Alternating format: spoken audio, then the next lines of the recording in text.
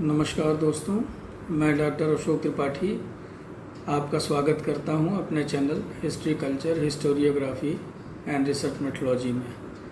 मित्रों, आज का जो विषय है वह विषय है मुग़ल प्रशासन।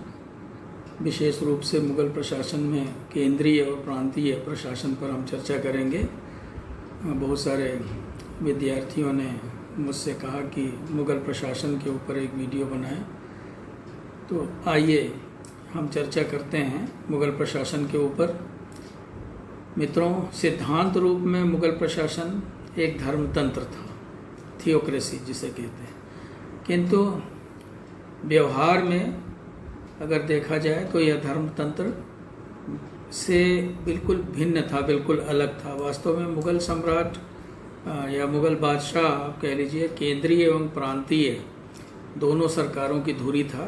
यह एक केंद्रीकृत राजतंत्र था या एक तंत्र था कह लीजिए। शासक के अधिकार और जो शक्तियां थीं वो असीमित थीं, उसकी आज्ञा ही कानून थी और शासक ही सशस्त्र सेनाओं का सर्वोच्च सेनापति होता था, वही न्याय का स्रोत था और सरकार अथवा प्रशासन का प्रमुख, जिसे आप कहते हैं हेड ऑफ द स्टेट, वही था। मुग़लों ने प्रारंभ से ही ईश्वर की अनुमति या अल्लाह की अनुमति को स्वीकार किया था और उसी के अनुसार उन्होंने जो है एक राजस्व पद्धति का विकास किया। अकबर महान के गद्दी पर आने तक यह जो व्यवस्था थी वो काफ़ी विकसित हो चुकी थी। उसके समय में आप कह सकते हैं कि इस्लामी राजतंत्र अपनी चरम सीमा पर पहुंच गया था। अबुल फजल ने बहुत विस्तार से अकबर के जो प्रशासनिक व्यवस्था थी उसके बारे में लिखा है। मुस्लिम प्रशासन का विकास एक निरंकुश, बेलगाम, अति पवित्र, दैवी और सभी वर्गों से ऊंचा एवं स्वतंत्र राज्य के रूप में हुआ। यह राजतंत्र पूर्णतया संप्रभु एवं प्रबुद्ध था। यद्यपि सम्राट सर्वशक्तिमान था, किंतु उसके अधिकार ऐसा नहीं था कि असीमित थे। मंत्रियों एवं दरबारियों के विचारों, समाज के रीति रिवाजों द्वारा लगाए गए बंधनों, लोगों के सहयोग एवं समर्थन की आवश्यकताओं तथा इन सब से ऊपर सार्वजनिक कल्याण के संबंध में स्वयं शासकों के जो व्यक्तिगत विचार थे, इन सब ने शासकों के ऊपर रोक लगाई तथा उसकी नीतियों को मार्गदर्शन की भावना से हम कह सकते हैं प्रभावित किया। तो मुग़ल सम्राट को सहयोग देने के लिए एक मंत्र परिषद होती थी। मूलतः यह मंत्र परिषद जो थी वो एक सलाहकार समिति का काम करती थी। केवल शाहजहाँ के समय में सादुल्ला खां एक ऐसा मंत्री था जिसे बादशाह द्वारा प्रायः याद किया जाता था। बाद में उत्तर मुग़ल काल में हम देखते हैं कि सैयद बंधुओं ने मुग़ल सम्राटों को जैसे चाहा वैसे उन्होंने नचाया। तो इन उदाहरणों को अगर छोड़ दिया जाए तो मुग़ल साम्राज्य में मंत्रियों को कोई विशेष शक्ति प्राप्त नहीं थी।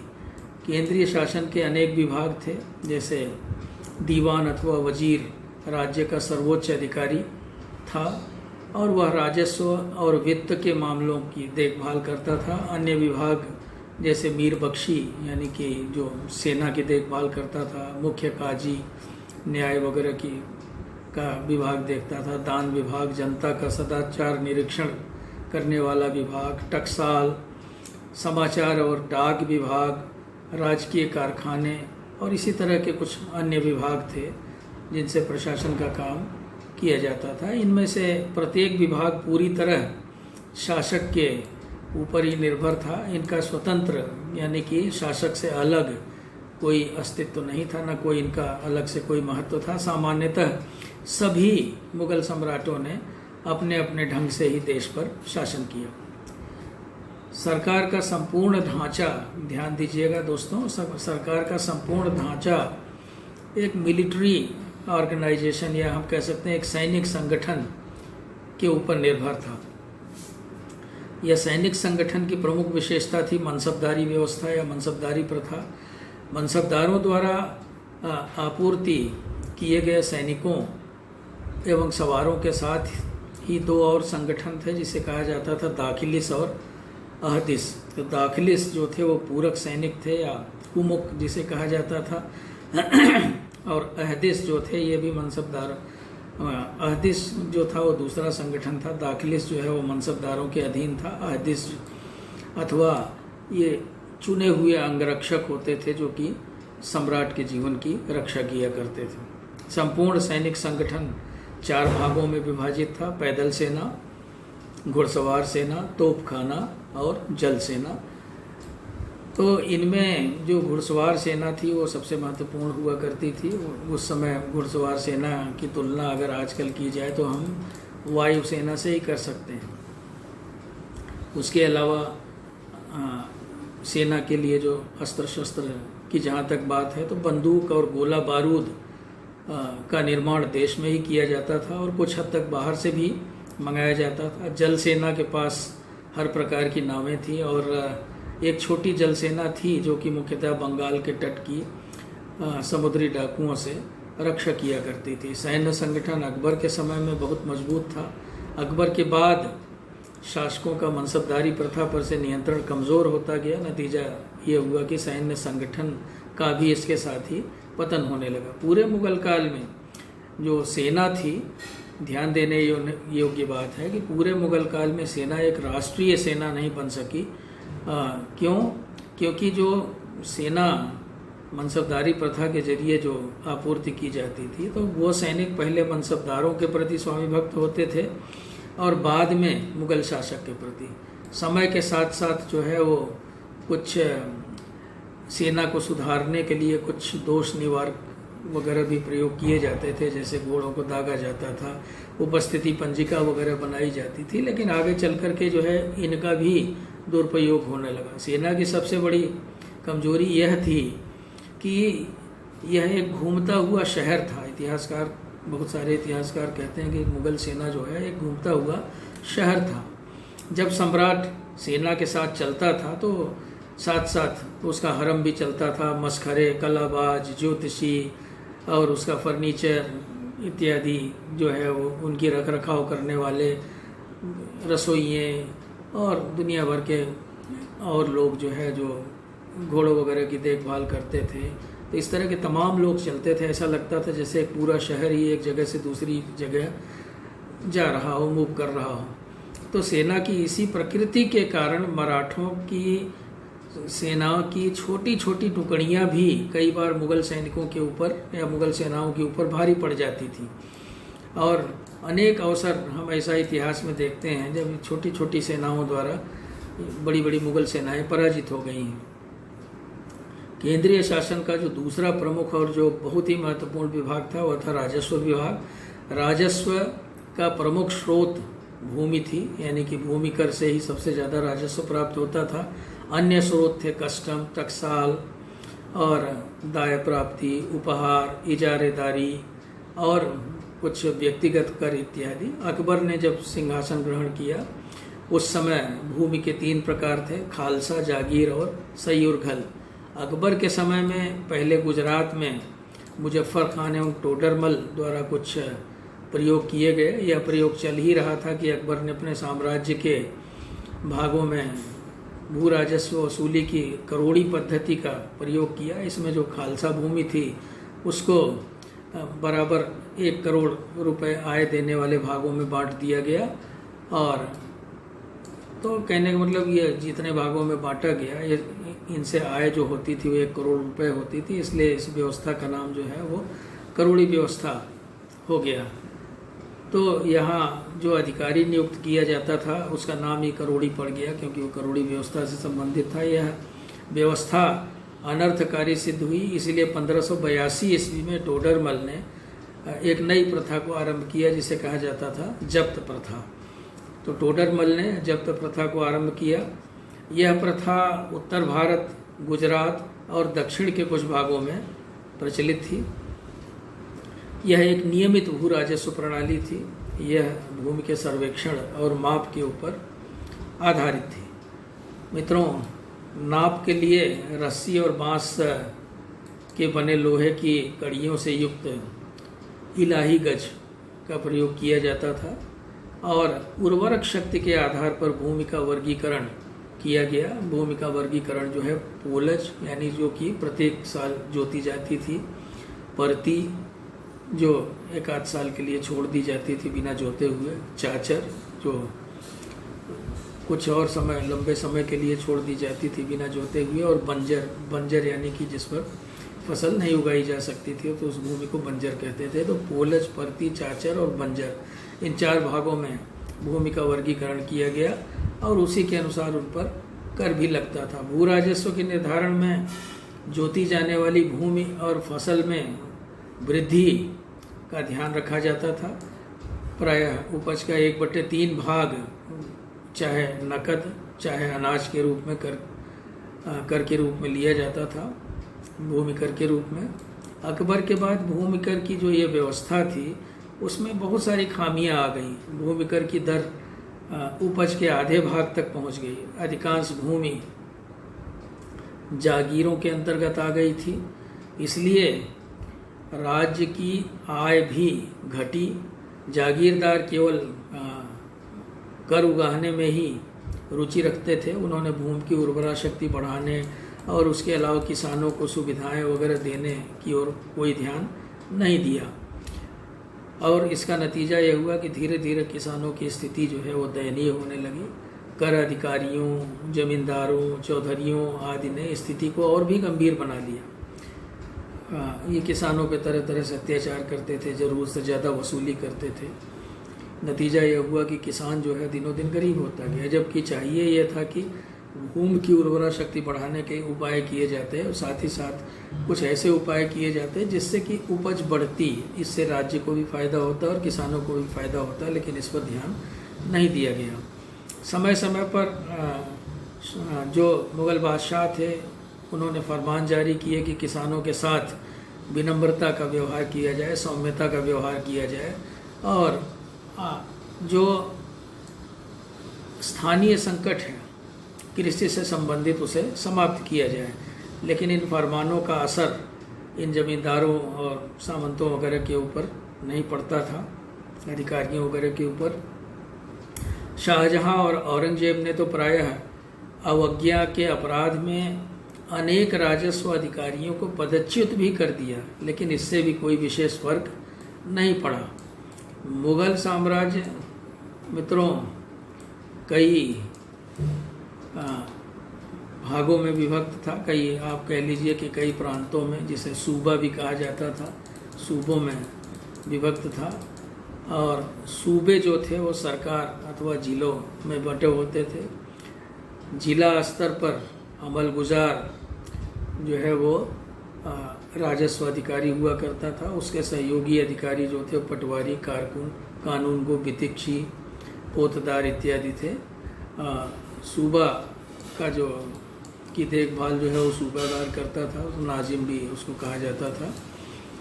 तो इस तरह से हम ये देखते हैं कि सूबा जो था वो सरकारों में बटा था और सरकार जो है वो परगनों में बटे हुए थे और हर स्तर, जिला स्तर पर जो है वो अमलगुजार राजस्व अधिकारी होता था।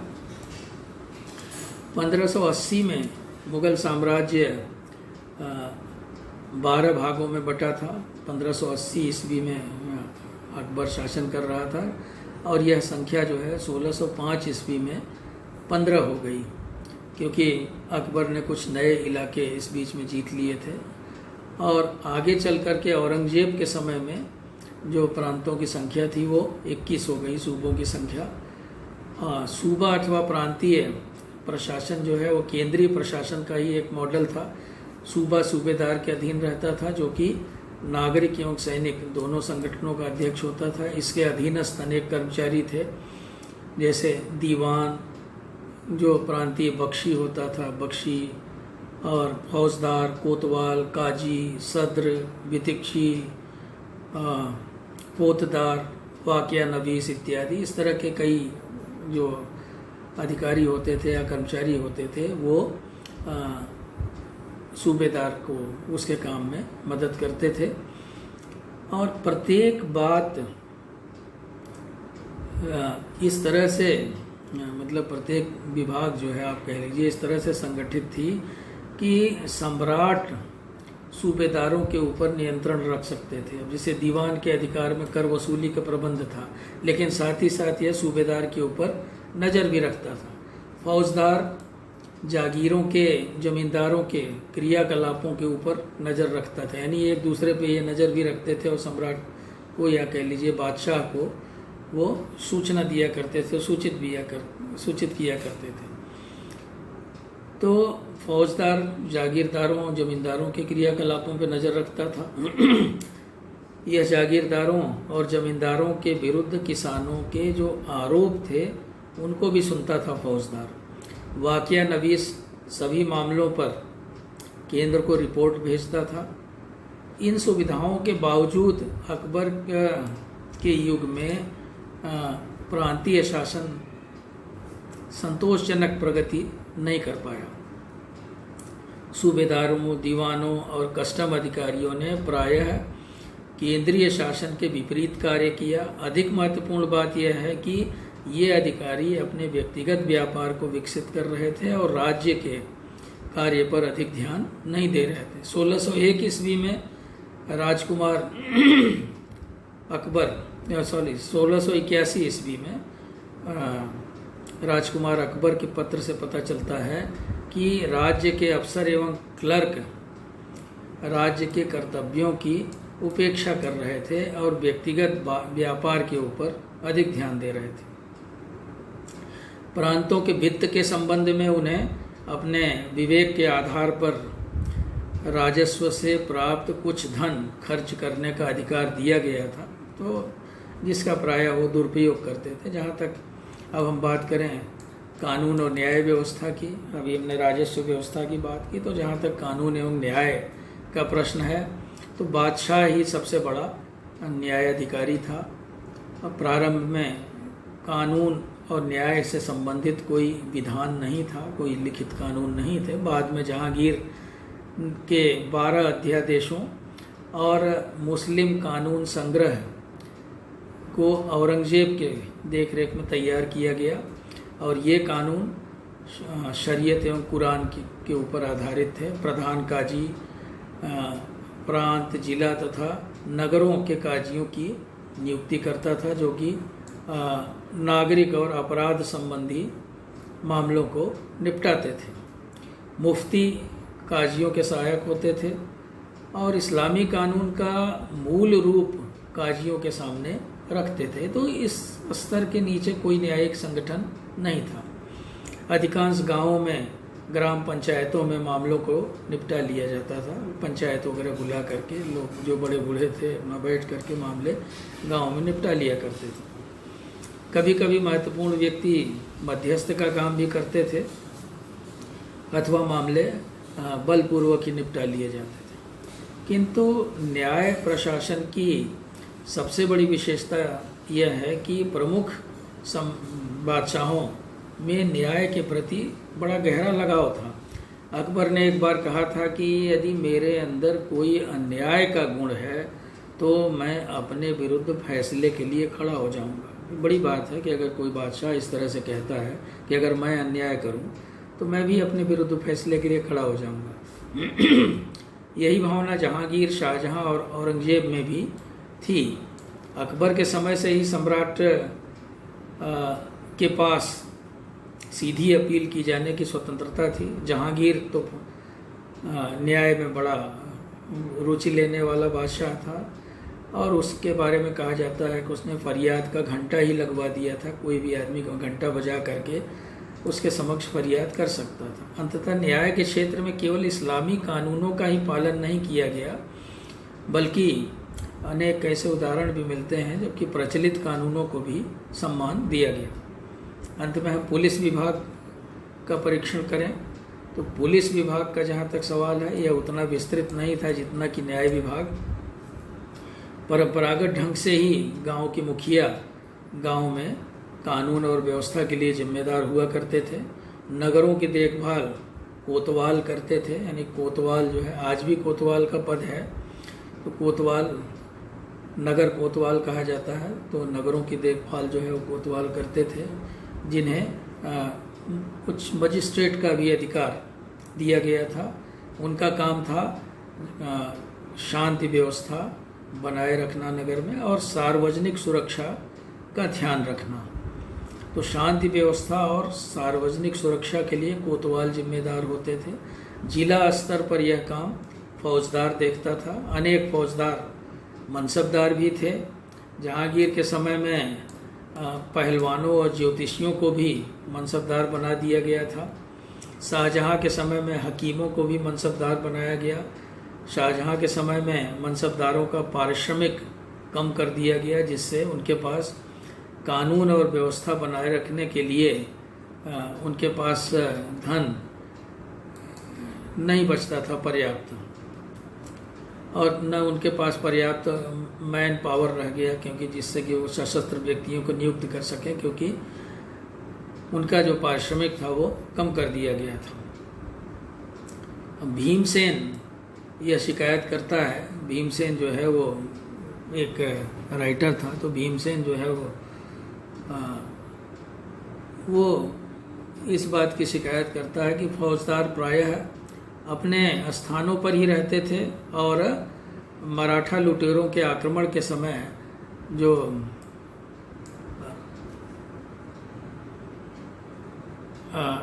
जनता की रक्षा करनी चाहिए थी उन्हें, तो उसके लिए जो है वो आगे नहीं आते थे। यानी ये फौजदारों की कमजोरी थी। फौजदारों को के ऊपर शांति व्यवस्था बनाए रखनी, सार्वजनिक सुरक्षा की जिम्मेदारी होती थी।